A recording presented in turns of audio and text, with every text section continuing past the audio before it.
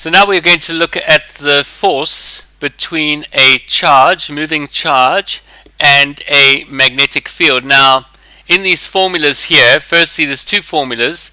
This formula is looking at the force of a magnetic field on a moving charge. And this one over here is looking at the force of a magnetic field on a current carrying conductor. Okay, so you need to look at the situation that you're dealing with and choose the appropriate formula that you're going to deal with. So I'm going to look at firstly deal with this formula over here. And then we will deal with the second one. So we're going to look at the idea of a conductor going through a magnetic field. So let's just say we've got a magnetic field. We have a magnetic field and we have got it going parallel to the board upwards like that. Now we denote the strength of the magnetic field by B. B, this is the magnetic field strength. Magnetic field strength. It's measured in Tesla. And in this case we're saying that it's going vertical. Now perhaps we have got a conductor that is going across the board here and it has got a current I. Now we need to be sure of that because this again is from positive to negative. Now if we've got that situation, there will be a force that will be exerted on I by B, but it's actually the interacting magnetic fields of I, of this current, and B that actually cause that force. Now we use this formula over here. Now the angle theta is the angle between the magnetic field and the conductor. So in this case, this is going to be theta. Now, in what I've drawn here, theta looks like it is 90 degrees. So the sine of 90 is going to be 1. So you maximize the strength of the magnetic field by going at 90 degrees angle between the magnetic field and the conductor. If I had a conductor that was going, for instance, let me just draw it over here, perhaps I had a conductor going parallel to the magnetic field, like that, then my theta would be 0. And therefore the sine of theta, sine of 0 would be 0. Your force is 0. So for a conductor going parallel to the magnetic field, there is 0 force. And you get conversely in between, you get a varying force that is applied. Now, the formula is just given by force is equal to B, the strength of the magnetic field, times the I. So it's the B times the I times the L, and that is the length of the conductor in the magnetic field. So this L is your length. So if this length over here perhaps L was equal to 2 meters, that would be put in for the length. So it's the length of the magnetic field. Now how they do this in electric motors is they do many turns. So they increase that length by doing a number of different turns on the coil. Now we would know from our right hand rule which direction the force would be. Let's just redo that. We would have our fingers from our right hand in the direction of the magnetic field, so that would be up. Our thumb would be in the direction of the current, so that would be from left to right. So in that direction, our force would be out of the board. There would be a force that would be coming out of the board, and the magnitude of the force would be given by this formula over here.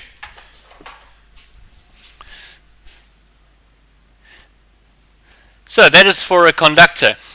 Now let's say we've got a particle, and let's use a proton. Say we've got a proton, and it is moving in this direction.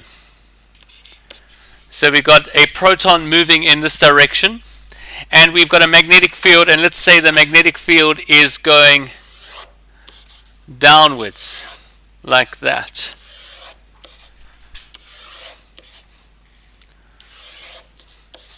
Now the formula that we have for working out the force that is going to be applied on that proton by this magnetic field, B, strength B, is given by this formula over here, where Q is the charge. Now obviously when we are looking at a proton, that charge is 1.6 times 10 to the negative 19 coulombs. Okay. V is the velocity of the proton. B again is the strength of the magnetic field, strength of the B field, the magnetic field, and psi, the theta again is the angle between the direction of the proton and the magnetic field. So in this case also I've drawn it to be 90 degrees, which will lead to a maximum force. Again, if the proton was parallel to the direction of the magnetic field, you would have zero force acting upon it. Okay, now if we can use our rule again, the same rule, the right hand rule, to work out the direction of the force. In this case we've got our magnetic field is downwards, so our fingers are to the board is downwards.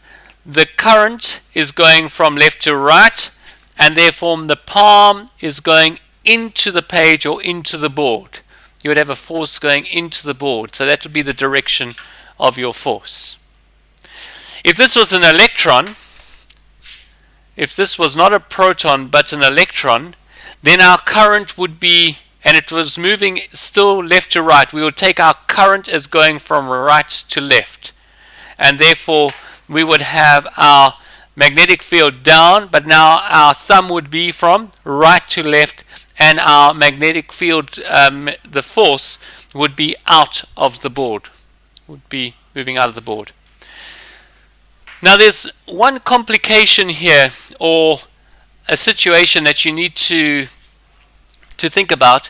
Let's say I've got this situation over here. I've got a magnetic field that is going like that, vertically up, and I've got a charged particle. Let's stick with a proton, and let's say it's going at an angle theta to the magnetic field. So this is my magnetic field, and this is going, the proton is going at an angle to it. Now with this this has got a certain velocity v. Now we can split up this velocity into its two components. We can split up the velocity into the component which is at 90 degrees to the magnetic field, this one over here. Alright, let's say that's going to be v perpendicular, and we know that that is going to be our that, when we work it out in terms of our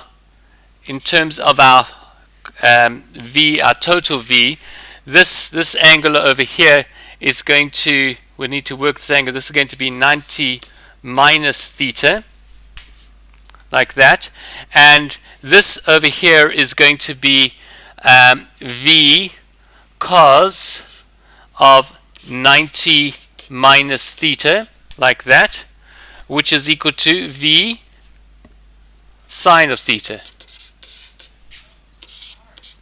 Alright, so we've got that, and that would be your perpendicular component. Your horizontal, your parallel component, that component over there, is going to be v sine of 90 minus theta, which is equal to v cos of theta. Alright? Now that has zero force acting upon it. The magnetic field force over here is just applying to this v, or the perpendicular one over here. Now we know that's at 90 degrees, so we don't have to worry about that, but that actually comes in over there. So we can work out the force that's been applied using this formula over here. So it would be Q, the charge, which in this case a proton, would be 1.6 times 10 to the negative 19 times by the velocity times by our sine of theta times by the magnetic field strength B. Now the interesting thing about this is that we've also got a horizontal velocity, and this force, if we look at the direction of the force, obviously it's going to be, our magnetic field is going up, so fingers up. The current is going from left to right, so our magnetic field force is going out to the board. It's at right angles. Our magnetic field force, if I can try and draw this, it's going to be at right angles to the direction. So it's at right angles to the direction of the, and that's actually going to cause circular motion. This object is actually going to go into a spiral because it's got a certain